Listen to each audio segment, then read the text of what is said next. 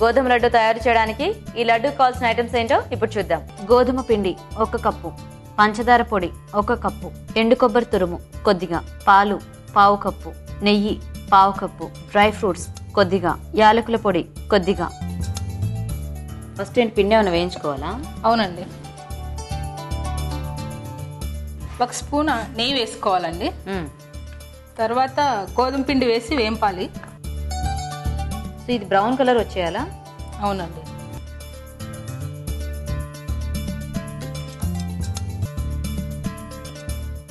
నెయ్యి వేసుకున్నామండి. తర్వాత dry fruits వేస్తున్నాం.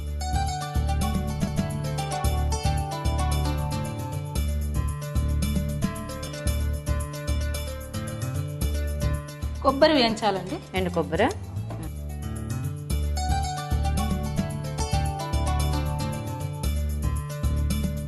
పంచదార వేసుకోవాలండి. తర్వాత ఏలకల పొడి వేసుకోవాలండి. కొంచెం పాలు వేసుకోవాలండి. పాలతో కలుపుకోవాలా? అవును. అవి ఉంటలు రావాలంటే పాలతోనే కలుపు. Okay okay.